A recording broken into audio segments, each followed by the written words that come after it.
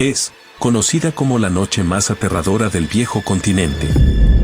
El Walpurgis es una tradición alemana que mezcla la herejía más antigua con los crímenes más atroces de la historia, cobrando la vida de más de 60.000 víctimas, en su mayoría mujeres que eran injustamente torturadas hasta su muerte.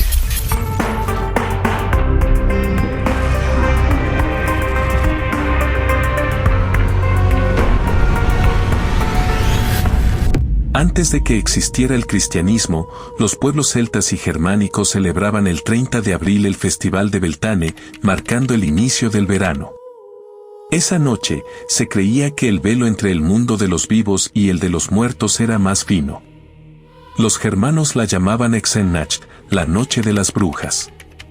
Encendían grandes hogueras para purificar la tierra y ahuyentar a los espíritus malignos que, con el fin del invierno, intentaban sembrar el caos una última vez. Pero la Iglesia, para borrar las antiguas tradiciones, decidió cristianizar la fiesta. Eligieron a Santa Walpurga, una abadesa inglesa del siglo VIII que había sido misionera en Alemania. Según la leyenda, tenía poderes milagrosos para combatir plagas y, sobre todo, para luchar contra la brujería. El 1 de mayo del año 870 se trasladaron sus reliquias. Para celebrarlo, la Iglesia adoptó la fecha pagana.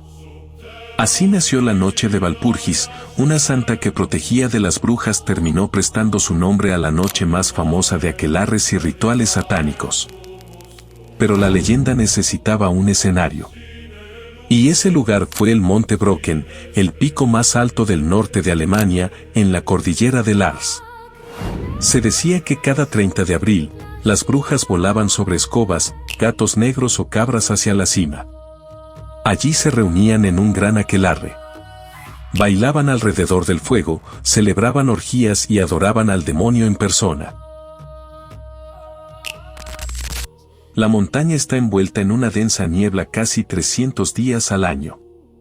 Eso crea un fenómeno óptico llamado el espectro de Brocken, una sombra titánica proyectada sobre la niebla que parece una figura monstruosa. Para los campesinos medievales, era la prueba de que el diablo habitaba la montaña. Esa atmósfera terrorífica fascinó al escritor alemán Johann Wolfgang von Goethe. En su obra maestra, el Fausto, inmortalizó el Brocken como el escenario del aquelarre más famoso de la literatura. Fausto ha vendido su alma al diablo, representado por Mefistófeles. A cambio de poder y placeres mundanos, ha aceptado la condena eterna. En un momento clave de la obra, cuando su amada Gretchen enfrenta un destino trágico, Mefistófeles lo arrastra a una distracción infernal, la noche de Walpurgis. Mefistófeles lleva a Fausto en un vuelo nocturno a las montañas Ars, directamente al pico del Brocken. Lo obliga a ser testigo de un orgiástico aquelarre. Ambos se mezclan con la multitud de brujas, magos y demonios. Es una visión del mundo al revés, donde el mal reina sin disfraz. Goethe describe un hervidero de criaturas oscuras, brujas, vampiros, hombres lobo, trasgos, lamias y sátiros que salen de sus infiernos para realizar bailes y sacrificios. En un pasaje escalofriante, una bruja ofrece artículos siniestros, una daga que ha matado a un hombre, un cáliz envenenado y una bala que siempre acierta en el blanco. En medio de la bacanal, Fausto tiene dos visiones aterradoras. Primero ve a una joven hermosa. Mefistófeles la identifica como Lilith, la primera esposa de Adán, y le advierte del peligro de dejarse atrapar por ella.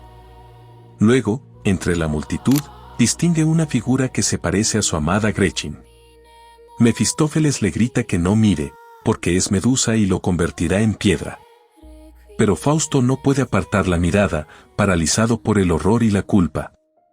Esa es la clave, el aquelarre no es solo una fiesta, es el reflejo retorcido de la conciencia torturada de Fausto. Pero el terror que describe Goethe se quedó corto comparado con la realidad. Mientras los campesinos encendían hogueras para espantar a las brujas, la Iglesia institucionalizó la cacería. En 1487 se publicó en Alemania el Malleus Maleficarum, o el martillo de las brujas. Era un manual con instrucciones precisas para identificar, torturar y ejecutar brujas. Se convirtió en la Biblia de los cazadores de brujas durante más de 200 años. ¿Cómo se identificaba a una bruja? Cualquier señal era suficiente. Tener pecas o lunares se consideraba la marca del diablo. Ser zurda, tener un gato negro o simplemente vivir sola te convertía en sospechosa. Y hay un dato escalofriante, ser pelirroja era casi una sentencia de muerte.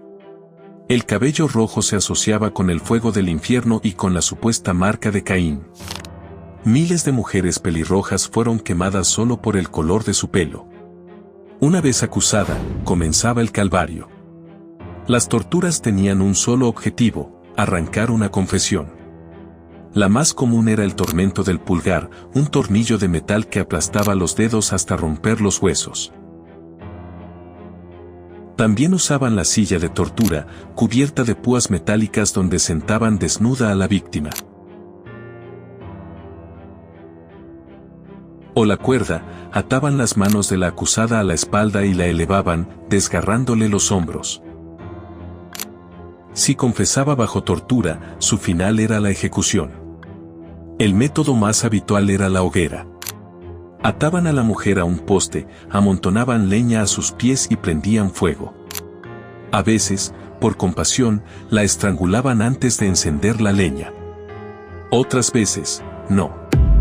Los registros históricos dictan que muchas ardían vivas mientras los verdugos agregaban más madera para acelerar la muerte, escuchando cómo los gritos desgarradores de aquellas mujeres se mezclaban con los rezos de los inquisidores. Pero no solo era la hoguera. En algunos países, las ahogaban en ríos lanzándolas desde lo alto de un puente atadas a piedras. Y en casos extremos, las enterraban vivas o las aplastaban con pesadas rocas. Todo esto en nombre de Dios. ¿Cuántas murieron? Los historiadores calculan que entre 40.000 y 60.000 personas fueron ejecutadas en Europa bajo la acusación de brujería. Entre el 70 y el 90% eran mujeres de conocimiento que utilizaban las propiedades curativas de las plantas. Parteras con nociones de anatomía femenina. Mujeres sabias o con un mínimo de independencia que representaban una amenaza para el poder patriarcal. Un caso real que estremece ocurrió en 1609 en el País Vasco francés. El juez Pierre de Lancre fue enviado por el rey para acabar con la brujería. Aprovechando que los hombres estaban en el mar pescando, acusó a las mujeres por el simple hecho de llevar el pelo suelto, comer manzanas o hablar con la naturaleza. Ordenó la quema de 80 mujeres en la hoguera. 80. Sus confesiones fueron arrancadas a golpes y garrote. Mientras Europa ardía, la Inquisición española tuvo una actitud un poco diferente. El inquisidor Salazar Frías demostró, con informes detallados, que la mayoría de las confesiones se obtenían bajo tortura, eran fruto de la sugestión infantil o simplemente mentiras para salvar la vida. Gracias a él, en España murieron muchas menos personas que en el resto del continente. Pero eso no consuela a las miles de víctimas. Cada hoguera apagada fue la tumba de innumerables mujeres inocentes. La cacería de brujas logró cruzar el océano. El caso más famoso es el de Salem, Massachusetts, en 1692. 20 personas fueron ejecutadas, 19 ahorcadas y una aplastada hasta morir. La histeria comenzó cuando unas niñas comenzaron a tener convulsiones y acusaron a sus vecinas. El pánico se extendió como un incendio, lo que culminó con la muerte de las supuestas brujas de Salem. Hoy, la noche de Walpurgis sigue celebrándose en Europa. En Alemania, las hogueras aún se encienden, pero ya no para quemar brujas. En Suecia y Finlandia, la fiesta de Valborg marca la llegada de la primavera con cánticos y vino caliente. Pero el origen permanece. La sombra del miedo sigue allí. La noche de Walpurgis no es leyenda. Es historia. Y como toda historia, merece ser contada con respeto y con horror. Porque el horror de las torturas, las acusaciones y las llamas es el único que nunca deberíamos olvidar. Suscríbete para más misterios. Hasta la próxima.